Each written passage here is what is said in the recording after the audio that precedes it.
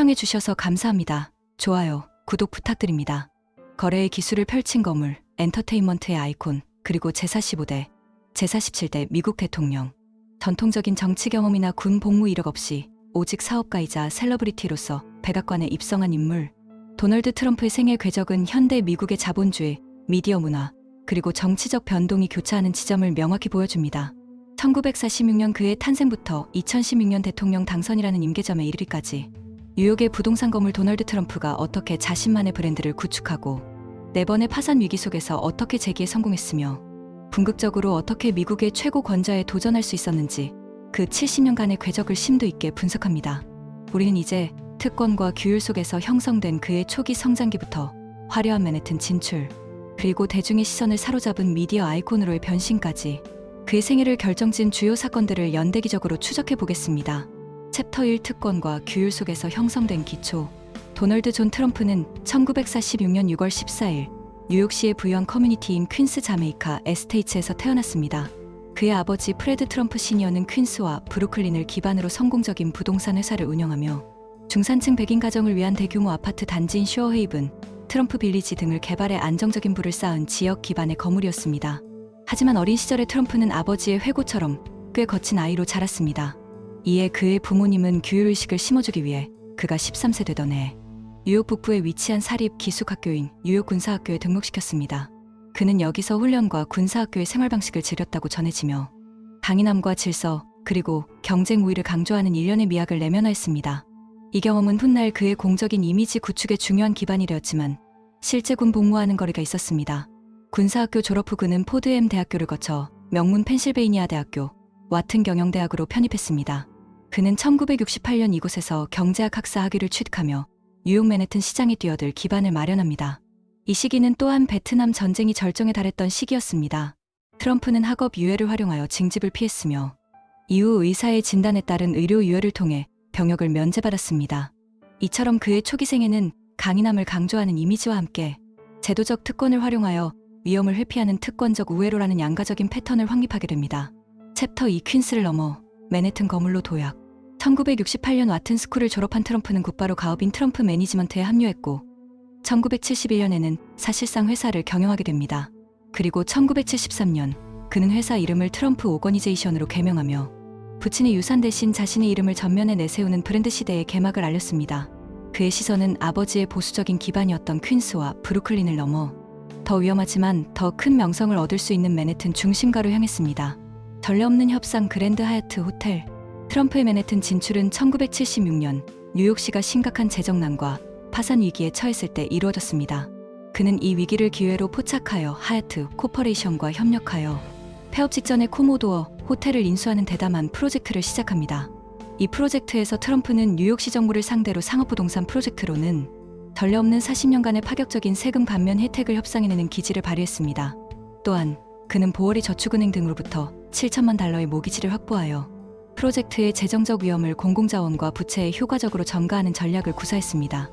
1979년 건설이 시작되어 25층 규모의 그랜드 하얏트 호텔로 재탄생했으며 이때 사용된 미러 글라스와 스테인리스 스틸 외관은 이후 트럼프 시그니처로 자리 잡았습니다. 명성의 상징 트럼프 타워. 이 성공을 바탕으로 트럼프는 1979년 뉴욕 5번가와 56번가, 57번가라는 가장 번화한 교차로의 트럼프 타워 건설을 시작했습니다. 이 초호화 복합 용도 마천루는 1983년 11월 30일 공식 개장하며 그의 명성을 최고조로 끌어올렸습니다. 트럼프 타워는 664피트 높이의 58층으로 고급 소매 공간, 사무실, 그리고 39층의 초호화 콘도미니엄을 결합한 뉴욕 최초의 슈퍼럭셔리 빌딩이었습니다.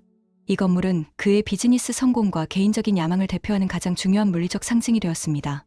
이 시기 그는 1977년 첫 부인인 이바나 젤리치코바와 결혼했으며 차에 도널드 주니어, 이방카, 그리고 에릭이라는 세 자녀를 두었습니다. 챕터 3 부채 제국과 미디어 아이콘의 탄생. 1980년대는 트럼프가 공격적으로 사업을 확장하여 전국적인 명성을 얻었지만 동시에 그가 취한 고위험 고수익 사업 모델의 취약성이 드러난 시기였습니다. 애틀랜틱 시티의 도전과 첫 파산. 트럼프는 1980년대 초반 뉴저지 카지노 관리위원회로부터 카지노 라이선스를 획득하며 애틀랜틱 시티 도박 산업에 진출했습니다.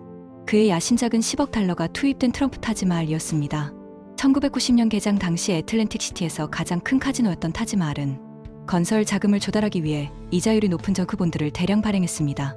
그러나 1990년대 초 경기 침체로 인해 카지노 산업이 어려움을 겪으면서 정크본드 이자 부담은 통제 불가능한 수준에 이르렀습니다.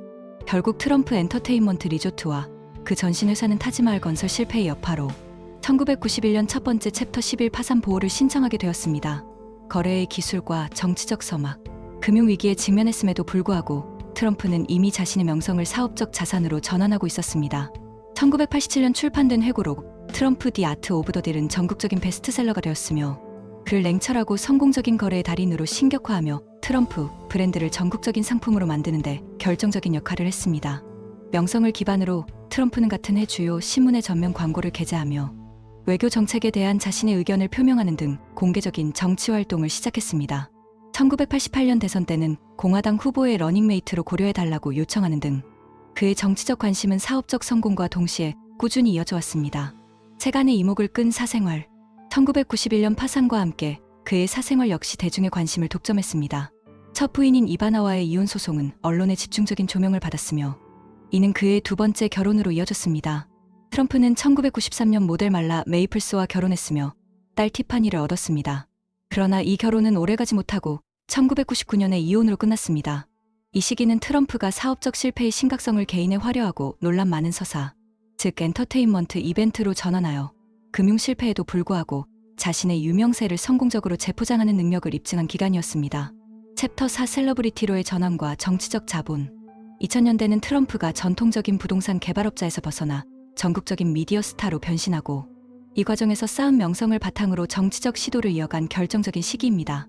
반복되는 금융위기와 브랜드 사업 재편, 1991년 첫 파산 이후에도 트럼프의 카지노 및 호텔 자산은 2004년, 2009년 그리고 2014년에 걸쳐 추가로 3차례의 챕터 11 파산 보호를 신청했습니다. 이러한 기록은 그의 사업 구조가 부채 기반의 취약성을 내포하고 있었음을 보여줍니다. 이런 실패에도 불구하고 트럼프는 자신의 이름 가치를 활용하는 쪽으로 사업 모델을 재편했습니다. 그는 직접적인 자본 투자 대신 자신의 이름을 전 세계 호텔, 골프 코스 등의 라이선스하는 사업에 주력하며 브랜드 인지도를 그의 가장 중요한 경제적 자산으로 만들었습니다. 미디어 아이콘으로의 등극 어프렌티스.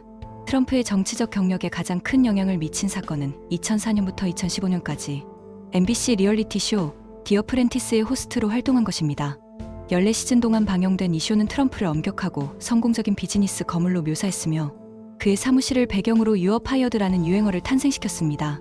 이 프로그램은 트럼프에게 전국적인 대중인지도를 제공했고 그의 과거 금융위기 이력을 희미하게 만들었으며 대신 최종 보스로서의 권위 있고 결단력 있는 이미지를 심어주었습니다.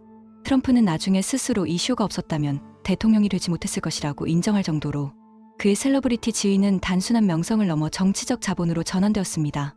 이 시기 트럼프는 슬로베니아 출신 모델인 멜라니아 크나우스와 2005년 결혼했으며 이듬해인 2006년 막내 아들 베런 윌리엄 트럼프를 얻었습니다. 정치적 예고편, 버서리즘 논란. 트럼프의 정치적 인지도는 2012년 대선을 앞두고 버락 오바마 대통령이 미국에서 태어나지 않았다는 버서리즘 음모론을 대중화시키면서 극적으로 증가했습니다. 이 논란은 그를 보수 진영의 중심에 세웠고 분석가들은 이 활동이 사실상 그의 현재 정치 경력을 시작하게 했다고 평가합니다. 챕터 5 당선의 임계점, 아웃사이더의 승리. 트럼프의 오랜 사업가 경력과 미디어 스타로서의 명성은 2015년 공화당 대선 후보 경선에 공식적으로 뛰어들면서 절정에 달했습니다. 그는 사업과 엔터테인먼트를 통해 구축한 개인적인 서사를 정치 무대로 가져왔습니다. 2016년 공화당 경선에서 트럼프는 16명에 달하는 다른 후보들을 물리치고 최종 후보로 지명되었습니다. 그는 자신의 미디어 지위와 반기득권적인 담론을 활용하여 워싱턴 정가와 기성정치 시스템의 환멸을 느낀 유권자들을 결집시켰습니다. 결국 2016년 11월 8일 도널드 존 트럼프는 선거인단 투표에서 승리함으로써 제45대 미국 대통령으로 당선되었습니다. 이 시점까지 그의 생애는 고위험 자본주의, 엔터테인먼트 문화, 그리고 대중의 정치적 환멸이라는 세 가지 요소를 완벽하게 통합한 결과물입니다.